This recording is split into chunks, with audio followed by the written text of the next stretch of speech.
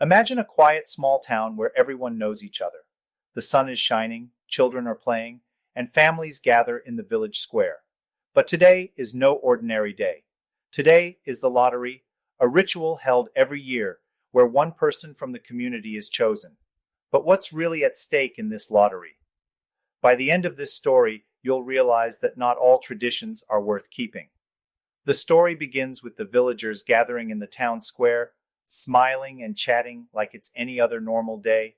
The children collect stones, families talk, and everyone is excited about the annual lottery.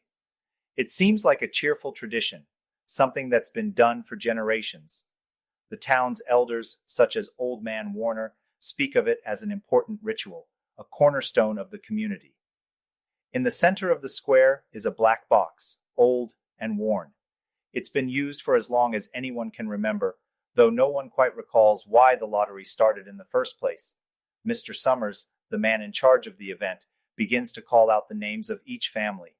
One by one, heads of households approach the black box, drawing a slip of paper. Everyone is tense, but the reason for their anxiety isn't clear yet. As the lottery continues, we get a sense that there's something unsettling beneath the surface. The casual conversations start to feel forced, and the atmosphere shifts from lighthearted to tense. The villagers exchange nervous glances, their smiles fading as the box is passed around. The focus begins to narrow on the Hutchinson family. Tessie Hutchinson arrives late, laughing nervously about almost forgetting the event. She joins her family just as Mr. Summers reaches their name. Her husband, Bill Hutchinson, steps forward to draw a slip. Everyone holds their breath as the slips are revealed, and a murmur spreads through the crowd. Bill's slip has a mark. This is where the true horror begins to unfold. The next step in the lottery is for the Hutchinson family to draw again, but this time it's between them alone. Bill, Tessie, and their children. They each take a slip of paper from the black box. When the papers are opened, Tessie's slip reveals a black dot. The crowd's demeanor changes instantly.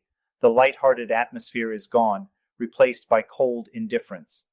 The villagers, without hesitation, grab the stones they had been gathering earlier. Tessie realizes what's happening and starts screaming that it's unfair, but it's too late. The lottery has been completed. Tessie Hutchinson, the winner, is to be stoned to death. In the final moments, we see Tessie surrounded by her neighbors, her friends, her own family, as they raise the stones to carry out the brutal tradition. The cheerful gathering has turned into a horrifying ritual, where the chosen one is sacrificed in the name of an outdated tradition. The story leaves us with no explanation, no comfort, just the unsettling truth that sometimes people follow traditions without ever questioning why.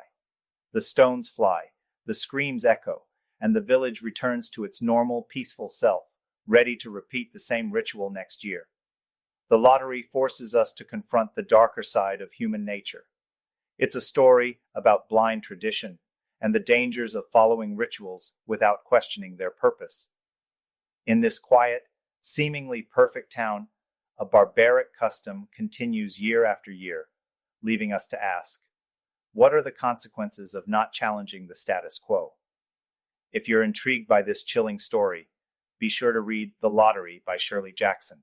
But beware, not all lotteries have winners.